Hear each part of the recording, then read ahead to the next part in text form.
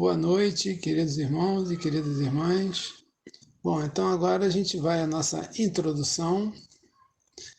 Como se divide o Livro dos Espíritos, né? Nós temos 4 partes, sendo a parte primeira composta pelas questões de 1 a 75. E do que trata a parte primeira? Das causas primárias. E que tem a sua correspondência, a sua ampliação no livro A Gênese, feito por Allan Kardec. E alguns podem pensar, mas 75 questões é pouco, né? Só 75? Mas são questões extremamente densas, filosóficas, de ordem científica, questões em que muitas vezes nós ficamos 2 encontros para tratar de alguma delas. A parte segunda é a parte mais interessante, pelo menos em termos de novidade, né? Foi onde Kardec abordou as comunicações entre o mundo material e o mundo espiritual, né? Onde Kardec fala em 613 é o número da última questão, e 76 é o número da primeira. Quase 550 questões acerca desse plano espiritual, o mundo dos espíritos, que se complementa no livro dos médiuns. A parte terceira já vai das questões 614 a 919. 919 é a grande reflexão de Santo Agostinho, que compõe as leis morais, que foi ampliada, né, e trazida através da obra O Evangelho segundo o Espiritismo. E, por último, a parte quarta, que trata das penas e consolações, que vai das questões 920 a 1019. Também podemos dizer que é uma parte pequena, né? Aproximadamente 100 questões, que foi também complementado no livro O Céu e o Inferno.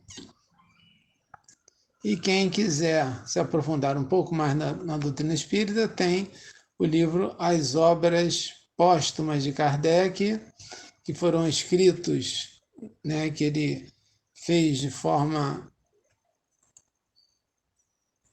tranquila, serena, sem nenhum tipo de obrigação, e ali nós vemos um outro Kardec, né, tratando de outros assuntos. É uma obra também interessante. Além, claro, dos volumes da Revista Espírita de Paris. E agora, queridos irmãos, queridas irmãs, aqui presentes conosco e que irão assistir esse estudo no nosso canal do YouTube, vamos às questões reservadas para o estudo da noite de hoje. Boa noite, queridos irmãos.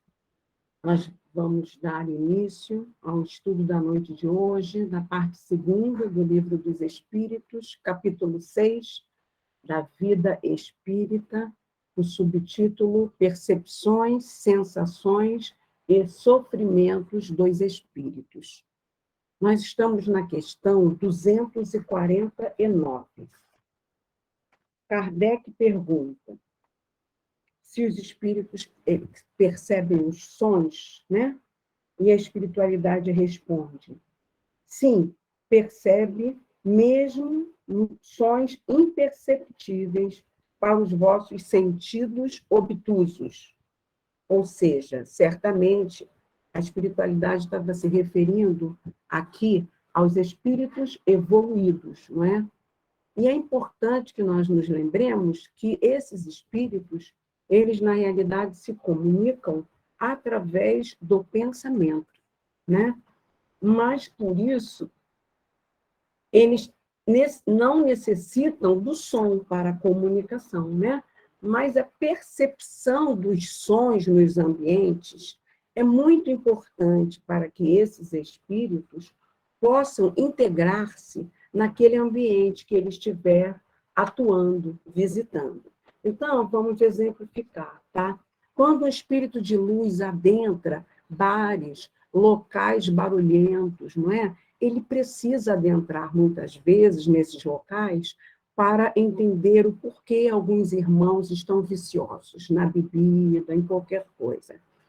Então, esses espíritos superiores, eles têm condição de isolar aquele ruído no seu entorno para que ele consiga captar aquele som do seu interesse. Então, ele chega próximo daquele irmão e vê o que o obsessor, né, vampiro, está sugestionando, e ali ele consegue ajudar, resgatando aquele irmão imperfeito, né, e auxiliando aquela pessoa que está em tratamento. A espiritualidade fala que nós não temos essa capacidade de ouvirmos determinados sons, porque somos obtusos, ou seja, ainda somos limitados. Aí, na 249A, Kardec fala assim, olha, no espírito, a faculdade de ouvir está em todo ele, como a de ver.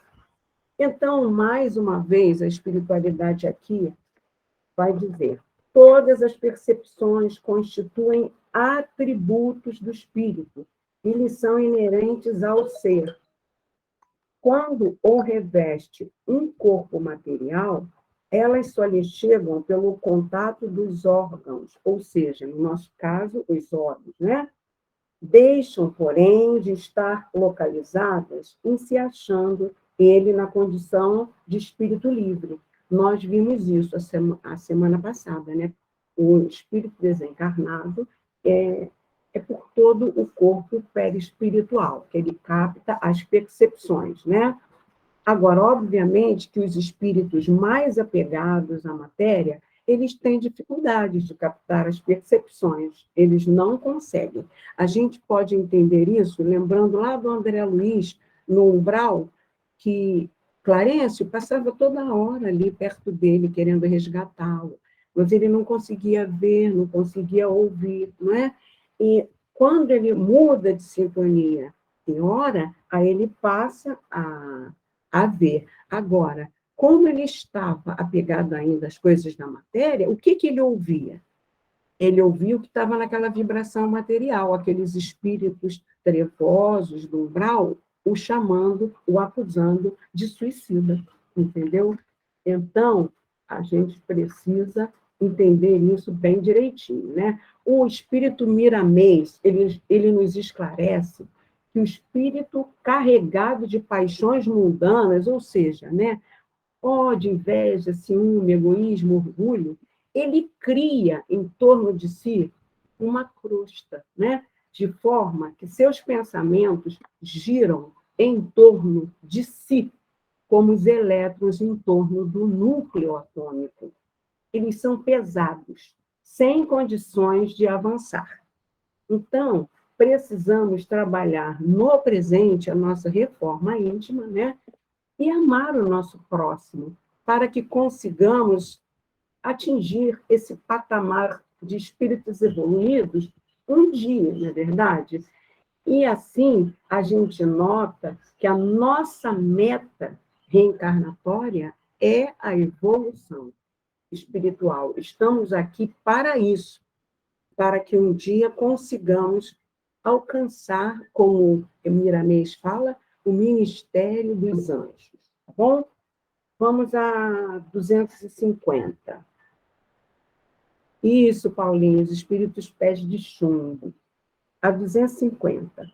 Constituindo elas atributos próprios do espírito, ser-lhe-á possível subtrair-se às percepções, né?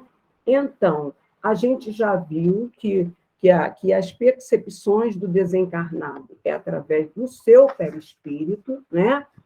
Mas ela pode ser ampliada à medida que ele evolua. Isso a gente já sabe. Agora, ele pode subtraí-la, ou seja, deixar de utilizá-las quando ele quiser? A espiritualidade esclarece que o espírito vê e ouve, né, aquilo que ele deseja, principalmente os espíritos elevados. Eles, embora possam ver e ouvir, né, muito, não significa que necessariamente o farão, né?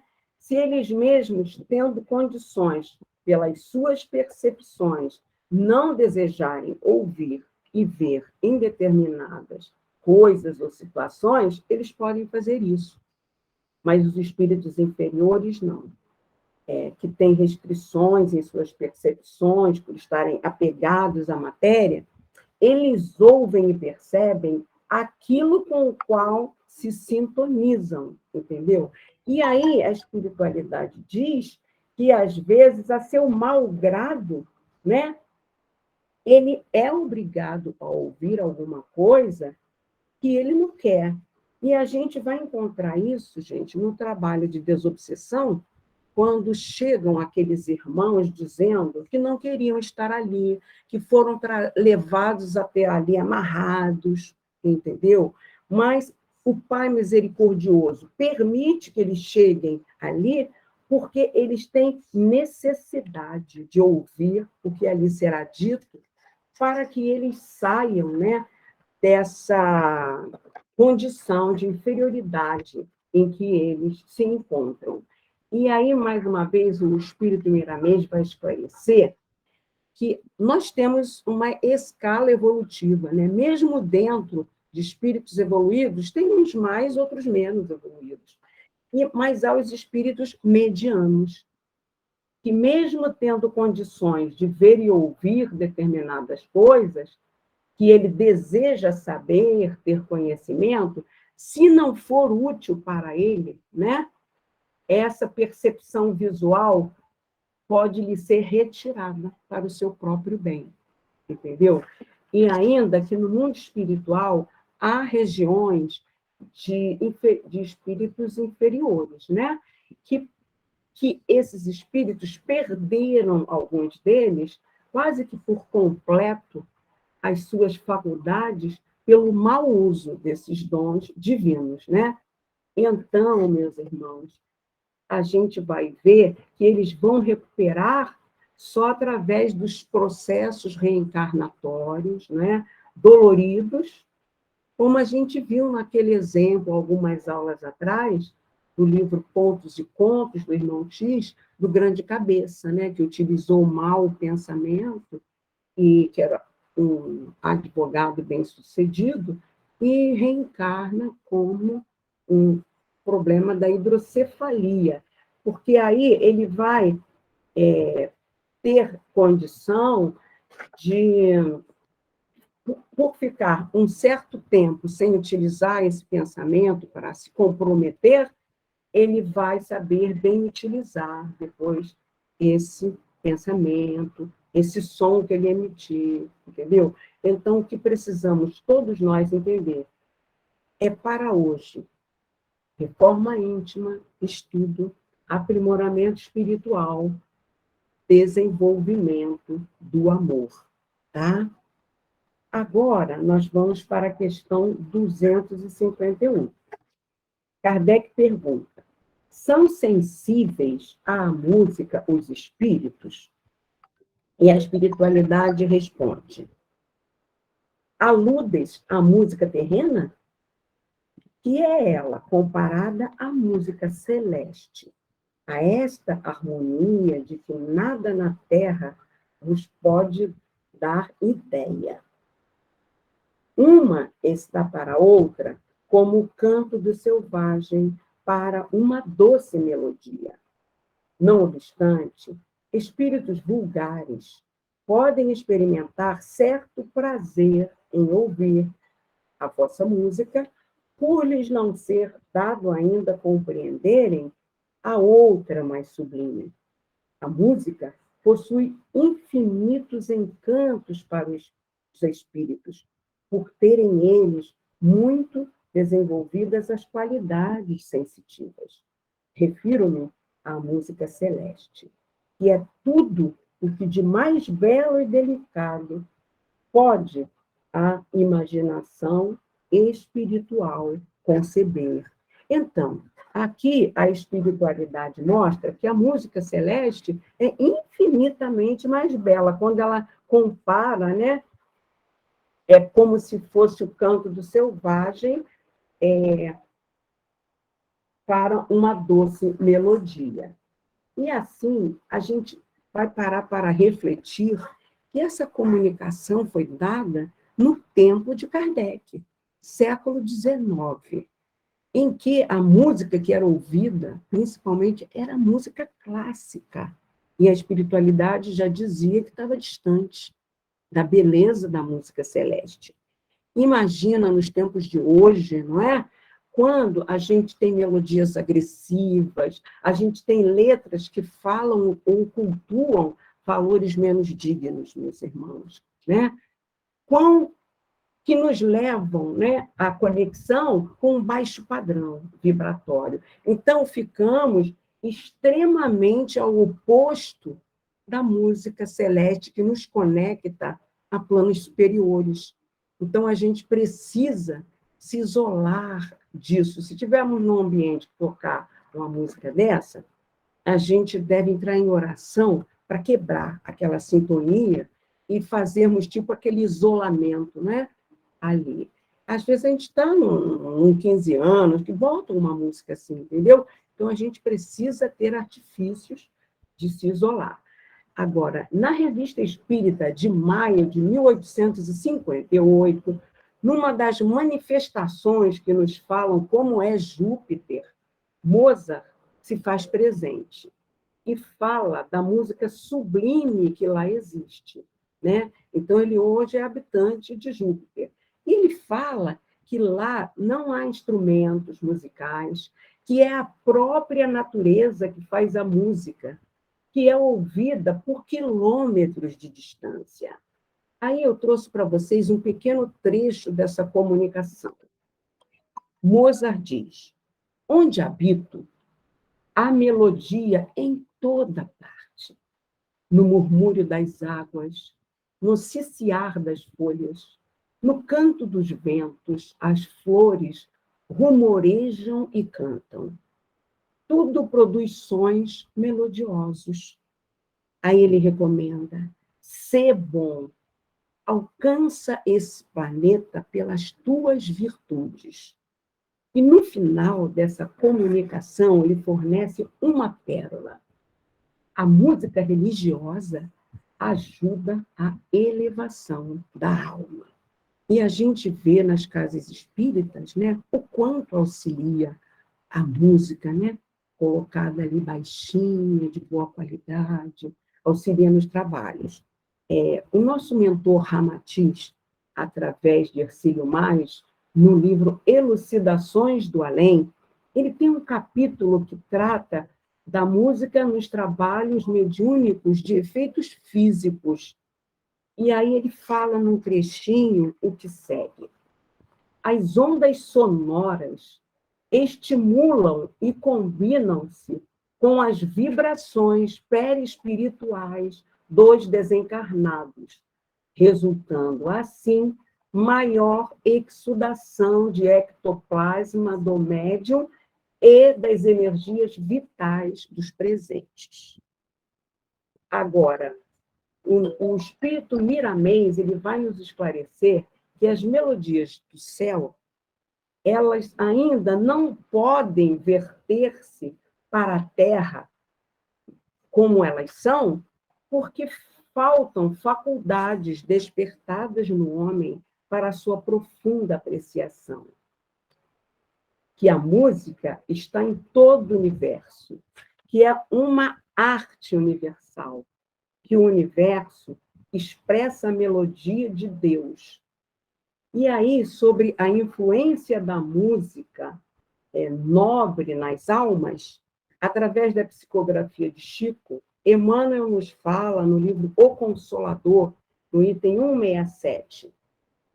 Os grandes músicos da Terra compõem com méritos universais não obedecem a lembranças do pretérito, e sim a gloriosos impulsos das forças do infinito, porquanto, e sim a gloriosos, não, porquanto a música na Terra é, por excelência, a arte divina.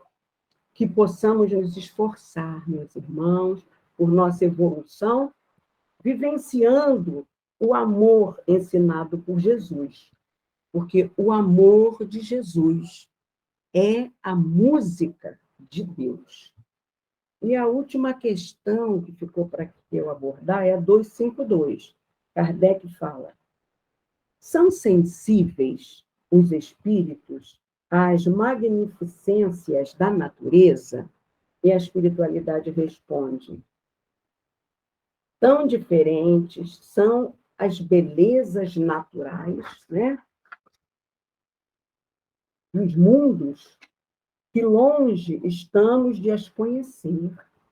Sim, os espíritos são sensíveis a essas belezas de acordo com as aptidões que tenham para as aproveitar e compreender. Para os espíritos elevados, há beleza de conjunto, que, por assim dizer, apagam as das particularidades, né? Ou seja, meus irmãos, a criação divina é bela, né? E essa percepção, ela vai variar de acordo com a evolução do espírito, né? Assim, de acordo com esse grau de evolução, para os espíritos mais elevados, a beleza do conjunto, como a espiritualidade falou, né, apaga as particularizadas. Agora, para os espíritos ainda imperfeitos, apegados às paixões da matéria, né, voltados para os interesses próprios consigo mesmo, e muitas vezes eles não apreciam a beleza da natureza que o Pai nos deu exatamente para ser o refrigério da nossa alma. Às vezes a gente está tão assim triste, mas se nós pararmos e olharmos para a natureza, isso pode nos refrigerar a alma, né? Porque elas são belas. E assim, o espírito voltado só para as paixões da matéria, ele não vê a beleza do dia, ele vai deixando passar, isso sufocando com aquelas necessidades de conquista dos bens materiais, né? Agora, em função da natureza viver a energia do Criador, meus irmãos, ela renova as nossas energias. Por isso, muitas vezes, buscamos o contato da natureza para o nosso refazimento, né? E assim a gente vai ver que quando a gente contempla a natureza, as nossas emoções suavizam. Eu, por exemplo, tinha aqui a copa de uma árvore na altura da minha janela. E eu vi, e eu fiquei encantada com aquilo. O passarinho construiu um ninho. Depois o bichinho nasceu, ele vem trazendo alimentação. E depois o canto desses pássaros. Isso é uma terapia para a nossa mente conturbada, né? Pelo nosso dia a dia. E assim a gente vai tendo esse refazimento energético que faz com que a gente supere o cansaço, o estresse emocional. André Luiz cita em suas obras que os espíritos buscam para refazer suas energias a natureza, né? O verde das matas, a proximidade das águas marinhas, ricos em prana solar, né, meus irmãos? Também no livro Memórias de um Suicida, a dona Ivone Pereira, ela narra que os nossos irmãozinhos suicidas que estão em tratamento, não é verdade? Eles são levados à natureza para refazerem essas energias, para que possam buscar uma terapia para poderem se fortalecer. Portanto, a natureza, além de nos proporcionar beleza visual, ela também nos reequilibra nossas energias físicas e emocionais, né? Miramês fala que tudo que existe vibra na perfeição de Deus, e que se encontra, o que se encontra em desarmonia são as ações dos espíritos que não acordaram para a realidade. É, por assim dizer, como se dormissem ainda no berço da ignorância, né? Que nós possamos refletir sobre isso e buscar vibrarmos com essa sintonia maior que o nosso Criador deixa envolto em tudo, em toda a sua criação. Muita paz, meus irmãos. Agora é para a nossa irmãzinha Gladys.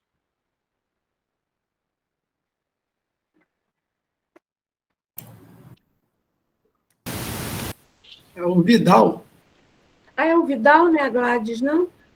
Ah, eu pensei que fosse a Gladys. Desculpa, Vidal. Seu microfonezinho está desligado. Você quer me matar do coração, menina?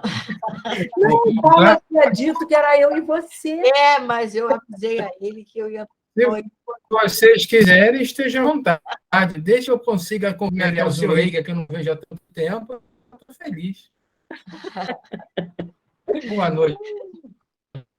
Boa noite. Jeito, Boa noite a todos. Gratidão, gratidão. Oi, senhor. Tudo bem? Muito boa noite, né? Tudo bem, Paulo? Bom, vamos lá, são 20 minutos, né, Paulo? Então, estou estreando no canal, deem um like se gostarem, se não gostarem também. Na verdade, eu acho isso ridículo. Paulo me pediu para falar sobre 4 perguntas, na linha da norma.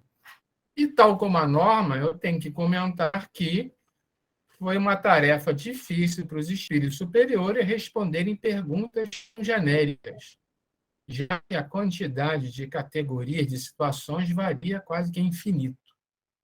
Uma tendência deles trazerem as respostas para os espíritos superiores. Por essa primeira, espíritos experimentam as nossas necessidades e sofrimentos físicos? Aliás, espera aí, vocês estão vendo o painel? Não. Ah, meu Deus. Desculpem. Eu esqueci aqui de clicar antes.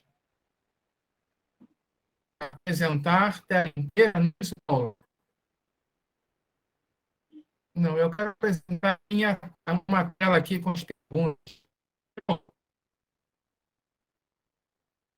Também não. Onde que eu aperto, Itamar? Tem uma setinha. Na setinha, na Clica setinha. nela. Na setinha, apresentar uma janela ou a tela inteira? Uma janela? Não. É uma janela. Uma janela? Ok. Desculpa, gente. Eu esqueci desse detalhe. Não.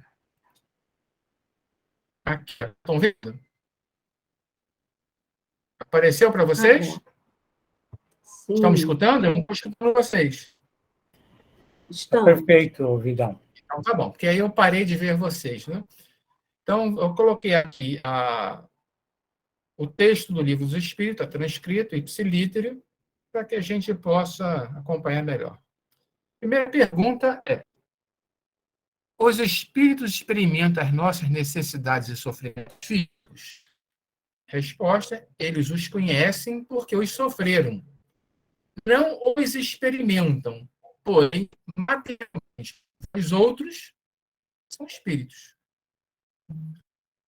Em se referindo a espíritos superiores, eles já estão muito acima desta faixa. Mas como foco no grupo do Movimento Fraterno dos Encarnados. Mas vamos pensar nisso. Nosso contato num centro espírita com os desencarnados muito leva a contatar com espíritos que relatam sofrimento. E havia, antigamente, eu aprendi com o seu Ribeiro, que está aqui entre nós hoje, que havia uma tendência de rejeitar isso, que espírito mental não sofre nada, você está só com uma lembrança do sofrimento. É o que está dito aqui. É uma lembrança, e não estão mais sofrendo? Não é o caso. Não é o caso. Que se a gente estiver falando sofrimento físico, carnal, se tiver essa palavra físico, carnal, de fato, ele não tem mais o corpo físico, mas isso é só a impressão que ficou gravada no perispírito. Mas eu acho que essa resposta fica mais interessante se a gente pensar que esse sofrimento físico, Kardec pergunta, é se ele, com o corpo que eles estão usando naquele momento, se eles sofrem. E aí é que vem a grande diferença. Nesta época, Kardec não podia e nem tinha as informações que nós temos hoje. Ele mesmo dizia que luz demais ofusca. Então, o conhecimento sobre o perispírito da época era muito simplificado. A turma pensava no perispírito quase fumacinha. Mas de lá para cá, a expansão do conhecimento trazido por os que sucederam Kardec na obra foi enorme, principalmente Chico Xavier, e em Chico Xavier, principalmente André Luiz. Detalhou muito melhor como é o mundo espiritual próximo a nós, o umbral, a do umbral, e por aí vai. E descreveu coisas que levou à própria rejeição da primeira obra de André Luiz pela própria Federação Espírita. Porque, entre outras coisas, aí apareceu um corpo que André Luiz chama de psicossoma, que em outras nomenclaturas é mais conhecido como corpo astral. O corpo astral como um subconjunto do espírito.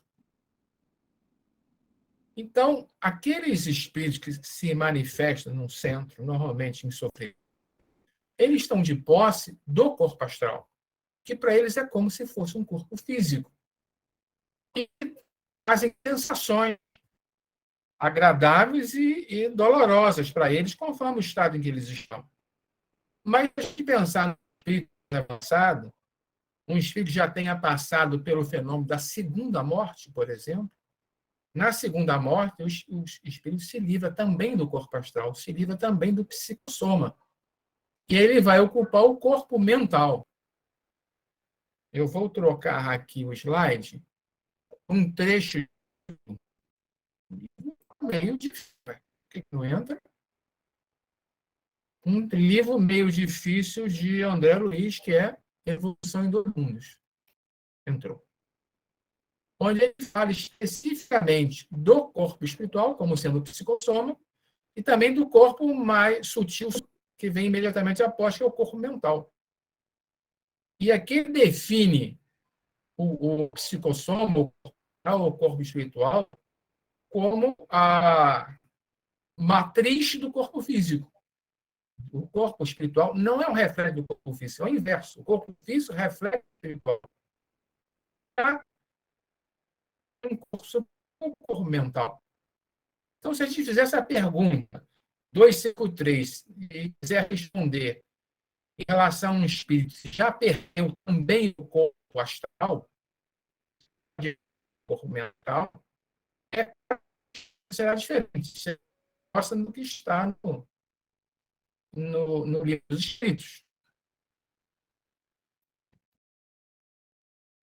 Eu estou com coisa de mais aberta para você, não gostei, não. Aqui. Eles os conhecem, sofrimento que já sofreram no passado, ainda lembram deles, mas não experimentam mais do corpo mental, não mais do corpo físico, nem do corpo astral. Esse corpo astral é a chave para a gente entender melhor esses espíritos sofredores que chegam. Esse corpo é o molde do corpo físico, ele tem que ter o que o corpo físico tem. Então, ele vai ter a forma do corpo físico, ou melhor, o corpo físico tem a forma dele, tem órgãos internos, e na diferenciação, vamos voltar aqui para a evolução em dois mundos, na parte genética e nutritiva, por motivos óbvios. Né? Um corpo astral não reproduz como um corpo físico reproduz. Ele reproduzia os espíritos em carne. Nós não precisamos reproduzir corpo astral, porque é assim que se envolve. E também a função de nutrição é diferente. Mas isso, por exemplo, eles com dificuldade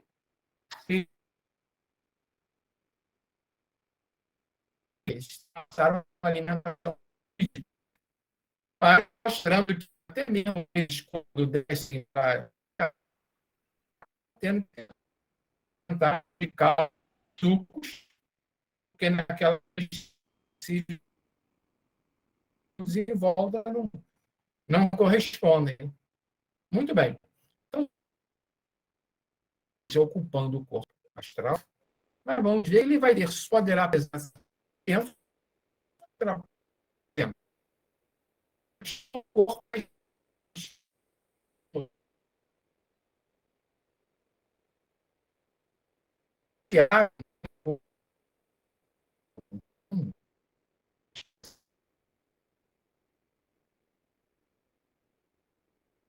também tem corpo astral.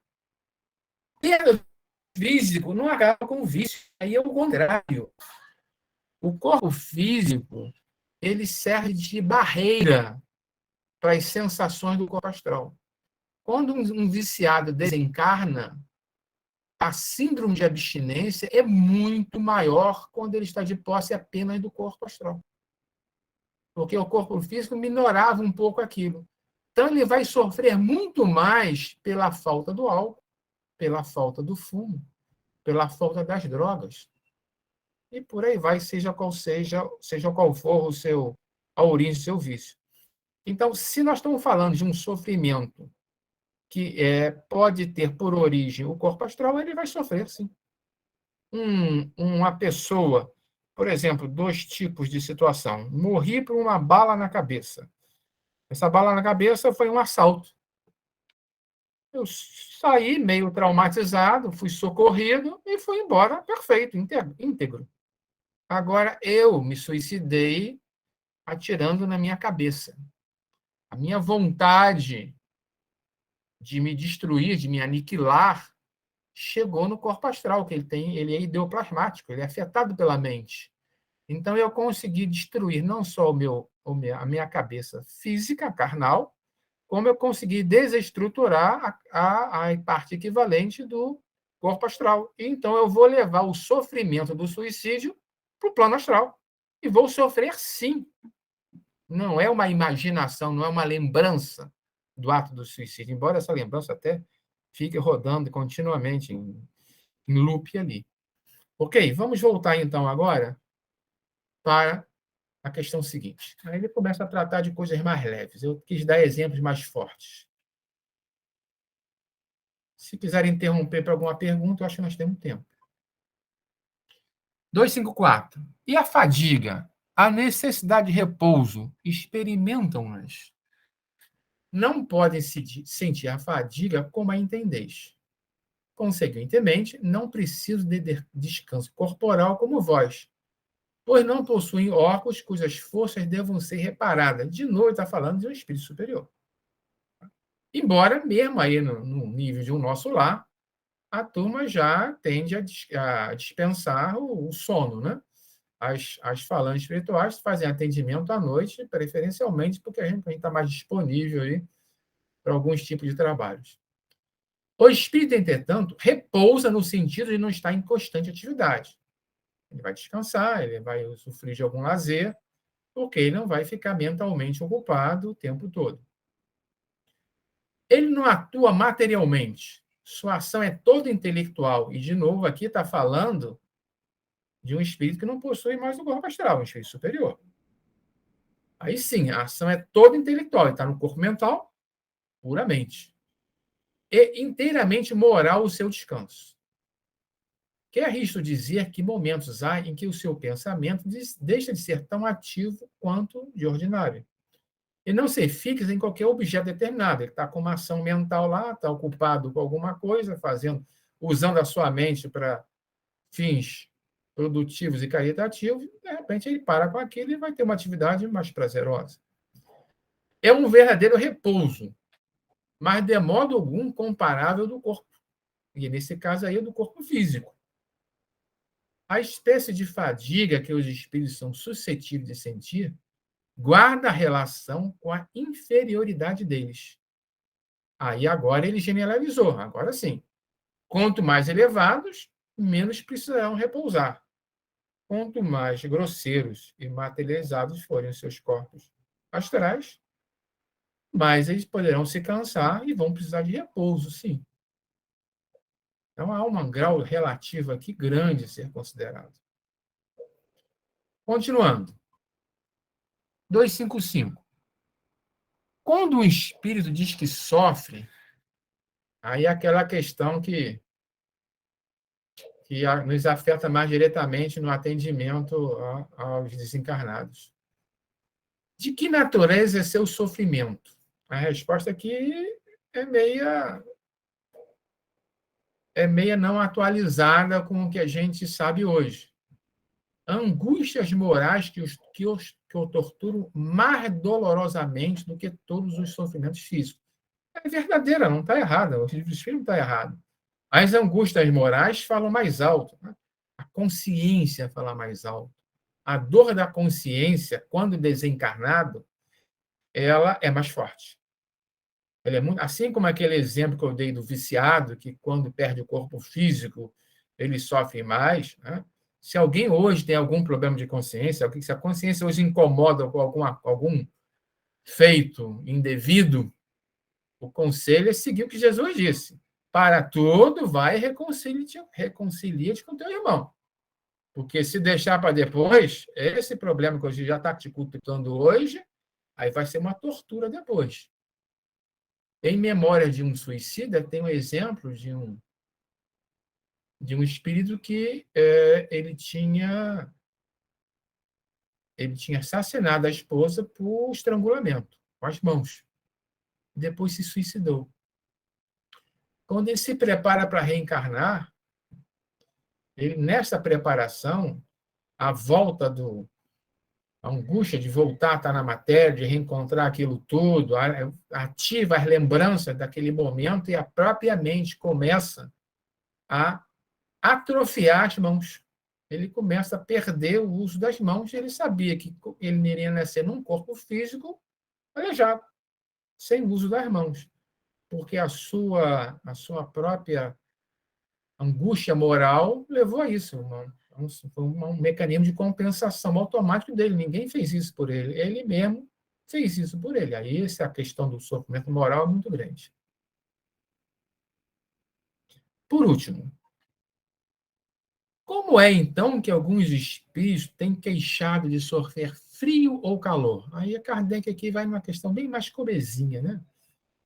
Sofrer, estou com frio, estou com calor, pode dizer, estou com fome, estou com sede. A resposta, ela também eu acho que merece uma atualização. É reminiscência do que padecem durante a vida. Reminiscência, não raro, tão aflitiva quanto a realidade. Ele não poupa a grandeza da dor. Muitas vezes, no que eles dizem, apenas há uma comparação, mediante a qual, em falta de coisa melhor, procura exprimir a situação em que se encontra. Um incômodo tão grande que eles procuram qual é o incômodo equivalente. Esse Kardec diz aqui. Quando se lembra do corpo que revestiram, tem impressão semelhante a de uma pessoa que, havendo tirado o manto que a envolvia, julga, passado algum tempo, que ainda o traz sobre os ombros. O manto aqui é o corpo. Né? Ou seja, a lembrança das percepções do corpo físico permanecem. E o contrário é verdadeiro. Isso acontece, inclusive, na matéria. Aquela questão, por exemplo, de um amputado, que ainda continua sentindo dor na perna ou no braço. Aí ele está passando uma percepção do corpo astral, que não foi amputado, e que ainda tem ali alguma sequela, e que ele, então, diz, como é que eu posso estar sentindo dor num braço que eu não tenho mais? Deixa eu voltar aqui para vocês e tirar a apresentação. Pronto. Voltei aqui. Oi, Vidal. Diga, Paulo. Essa aflição também não pode ser resultado dele não estar mais sentindo a dor localizada num determinado órgão e ela está espalhada por todo o perispírito? você está entrando naquele conceito que é mais desenvolvido, por exemplo, para a visão, né? A visão no perispírito não é mais localizada num nervo óptico. E se todo o perispírito passa a ser como um receptor que manda para o mental, e o mental é que traduz aquilo numa dor ou no que quer que seja, né? A questão aí que o Paulo está falando é que o corpo astral, ou o perispírito, se quiserem, ele é um grande receptor. Nós não precisamos mais de ter órgãos tão localizados. Mas se você está falando de frio, de fato, o frio é distribuído. Se estiver falando que é mais frio e calor, eles são distribuídos. Quem fala com mais detalhes sobre isso, que eu me lembro assim, é André Luiz, que detalha muito bem a vida no plano espiritual, e alguns livros de Ramatiz.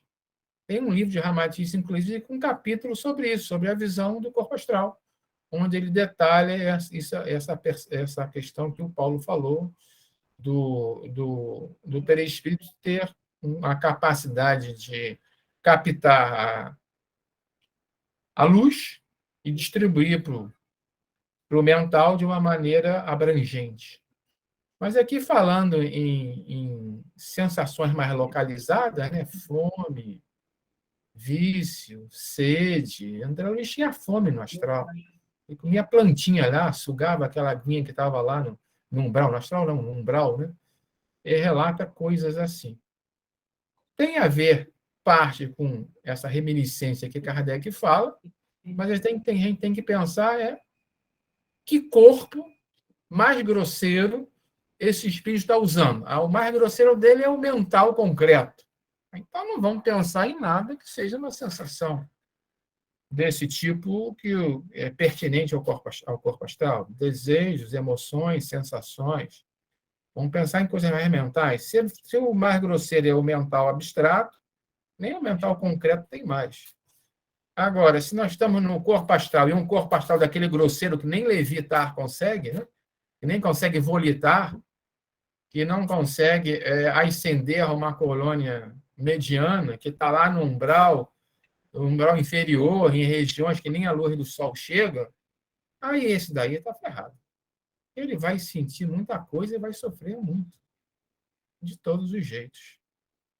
Não, e se a gente tiver com a oportunidade de cuidar dele num centro espírita, vamos compreender que ele está em sofrimento severo. Diga. Tem espírito que sequer se reconhece como desencarnado, né?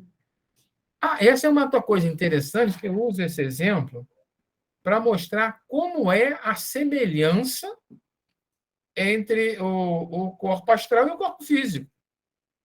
Ele desencarna, se olha, se apalpa, talvez se belisque, sinta dor e não acredita que morreu, que o corpo físico morreu. E aquele corpo que ele tem, para ele, é o atual corpo físico, funciona como sendo o atual corpo físico. Ele sente tudo que o outro estava sentindo, ele não se reconhece como desencarnado. Sim. É um dos fatores que, às vezes, atrasam a aceitação do desencarne, porque ele não se admite como tal.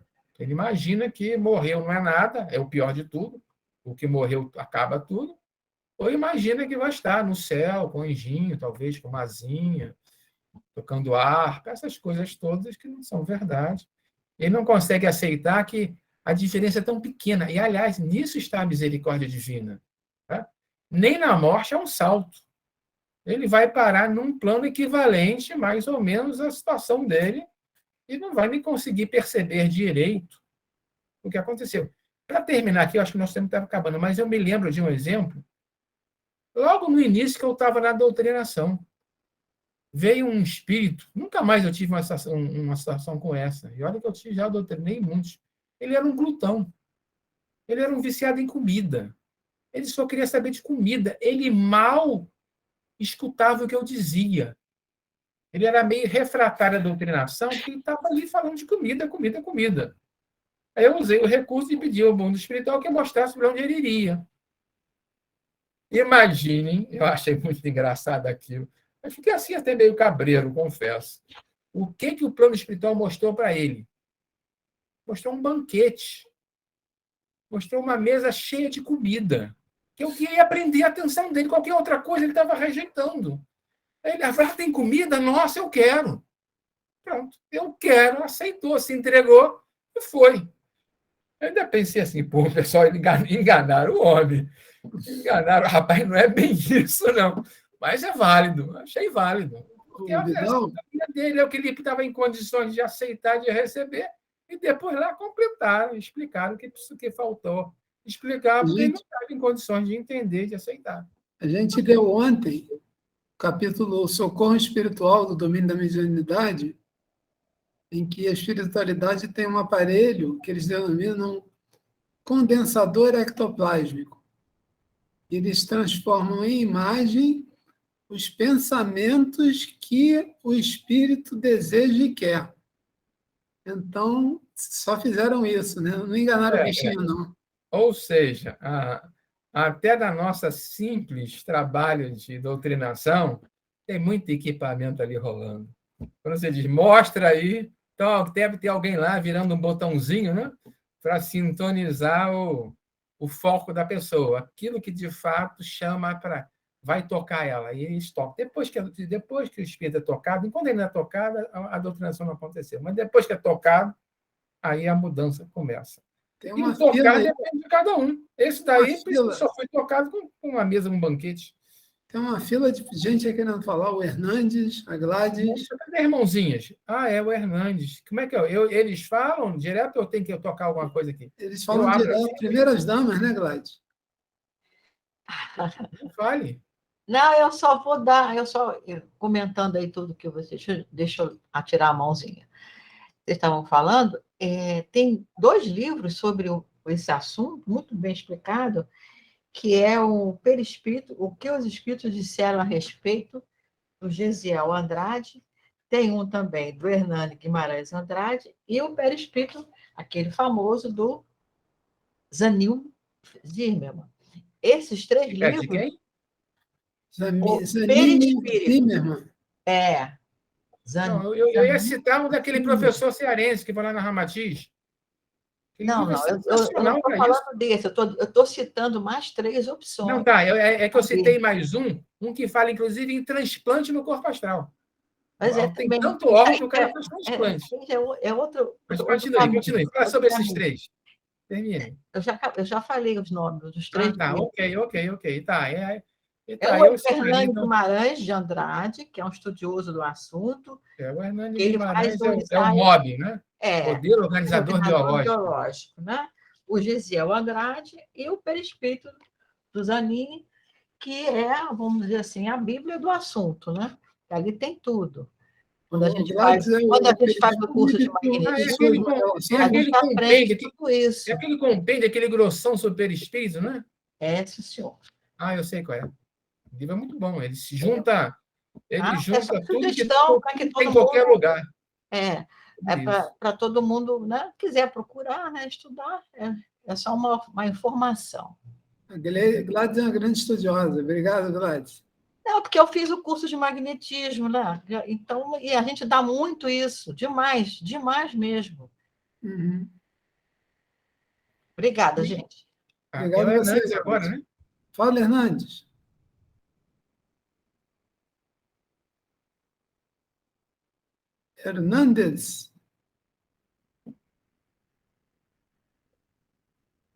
Hernandes. Microfone. Conseguiu? Muito boa noite a todos. Saudação ao Vidal, que eu não vejo há muito tempo, doutor Ribeiro, Zuleika, e a todos aí. Com relação ao perispírito, que sente a dor onde não tem, etc. Há de notar que os reinos, notadamente os reinos mineral, hominoide, hominal, são precedidos pelo arquétipo. Isto é, saímos das mãos do Criador, do Emanador, com o arquétipo. O arquétipo é que vai dar o aspecto pleno, total do ser. Então, o fato não é o perispírito que nos antecede. O arquétipo é a montagem plena e total. Então, se não tiver no físico ou no perispírito, mas tem no arquétipo, razão pela qual ele poderá sentir a dor. Isso que me ocorre dizer-lhes. Obrigado aí pela atenção. Obrigado, Hernani.